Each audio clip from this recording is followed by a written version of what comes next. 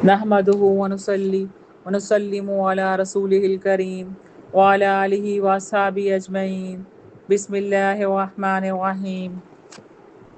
ابن زیاد بدنہاد نے اشقیاء کی ایک جماعت کے ساتھ، جس میں شمر ذیلجوش، خولی بن یزید، زہر بن قیس وغیرہ بھی تھے، شہداء کے سروں اور قیدی اہل بیت کو یزید کے پاس اس حالت میں بھیجا کہ زین العابدین کے ہاتھ پاؤں اور گردن میں زنجیریں ڈال دی گئی تھیں، اور بیویوں کو اونٹوں کی ننگی پیٹھ پر بٹھایا گیا تھا۔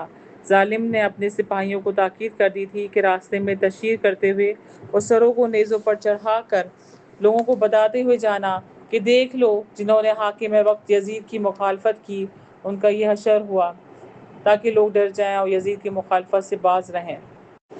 راستے میں ایک منزل پر اہل کتاب کا ایک دیر گرجا آیا۔ یہ لوگ رات گزارنے کے لیے وہاں ٹھہر گئے۔ کافی دیر تک راہب قافلے کو دیکھتا رہا کہ قافلے میں شہداء کے سروں کو نیزوں پر اور چند بیویوں اور بچوں کو بحالت اسیری و مظلومیت دیکھا تو اس کے دل میں بہت اثر ہوا۔ اس نے حالات دریافت کیے۔ جب اس کو سب معلوم ہوا تو وہ سخت حیران ہو کر بولا، تم بہت برے لوگ ہو، کیا کوئی اپنی نبی کی اولاد کے ساتھ بھی ایسا سلوک کرتا ہے جیسا تم لوگوں نے کیا ہے؟ اس راہب نے اس گروہ اشقیاء سے کہا کہ اگر ایک رات کے لیے تم اپنے نبی کے نواسے کا سر میرے پاس رہنے دو اور ان بیویوں کی خدمت کا موقع مجھے دو تو میں تم کو 10,000 دینار دیتا ہوں۔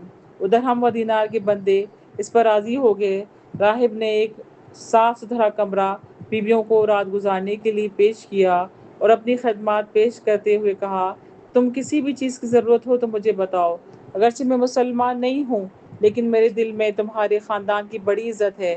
اسے صبر کی تلقین بھی کی۔ اللہ والوں کو اللہ کی راہ میں بڑی بڑی تکلیفیں اور مصیبتیں آئی ہیں، انہوں نے صبر کیا تو اللہ نے ان کو صبر کا بدلہ بہت اچھا دیا ہے، اور تمہارے لیے بھی سوائے صبر کے چارہ نہیں۔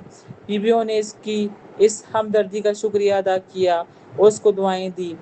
راہب نے رقم ادا کرنے کے بعد حضرت امام کا سر انور لیا اور اپنے خاص کمرے میں جا کر سر اقدس مبارک، چہرہ مبارک اور مقدس زلفیں اور داڑھی مبارک کے بالوں پر جو غبار اور خون وغیرہ جمع ہوا تھا اس کو دھو کر صاف کیا، عطر و کافور لگا کر معطر کیا اور بڑے ادب اور تعظیم کے ساتھ اپنے سامنے رکھ کر زیارت کرنے لگا۔ اس کی اس تعظیم و تکریم اور حسن سلوک کی وجہ سے اللہ تعالیٰ اس پر راضی ہوا۔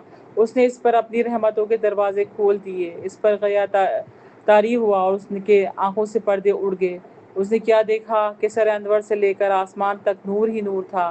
جب اس نے سر انور کی کرامت و انوار تجلیات کا مشاہدہ کیا تو بے ساختہ اس کی زبان پر جاری ہوا، اشہد ان لا الہ الا اللہ و اشہد ان محمدًا عبدہ و رسولہ۔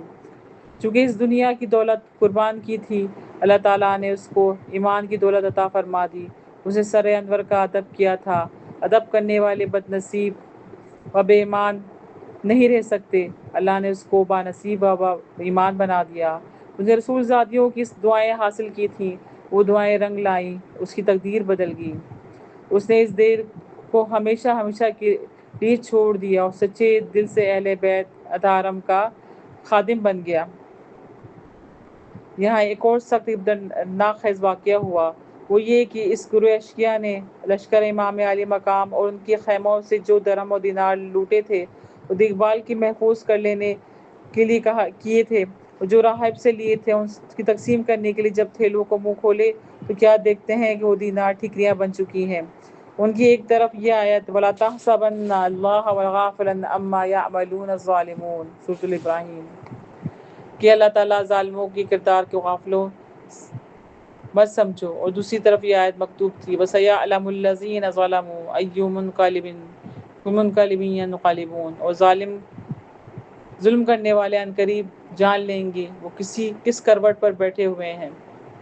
ایک قدرت کی طرف سے ایک سبق، ایک تنبیہ تھی کہ بدبختوں، تم نے اس فانی دنیا کے لیے دین چھوڑا اور آل رسول صلی اللہ علیہ وسلم پر ظلم و ستم کیا۔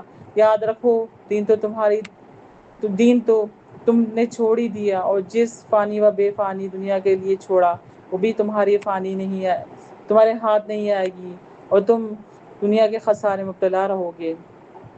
مسلمانوں نے جب کبھی بھی دین کے مقابلے میں دنیا کو ترجیح دی وہ دین کو چھوڑا، دنیا اختیار کی، پھر دنیا میں ہی ان کے پاس کچھ نہ رہا، وہ خسارے میں ہی رہے۔ جب شہداء کی جب قیدی وغیرہ جب یزید کے پاس پیش کیے گئے تو ان کے ساتھ کیا سلوک کیا، تو اس میں 2 روایتیں ہیں۔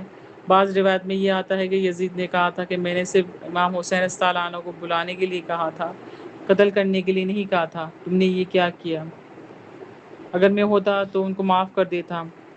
لیکن بعض روایتوں میں یہ ہے کہ انہوں نے نعوذ باللہ حضرت امام حسین رضی اللہ عنہ کے سر مبارک کی بہت بے حرمتی کی، ان کے ساتھ بہت نازیبا سلوک کیا۔ وہ چھڑی سے آپ کے دندان مبارک کو مارتا تھا اور کہتا تھا اب تو ان کو اور ہماری مثال ایک جیسی ہے،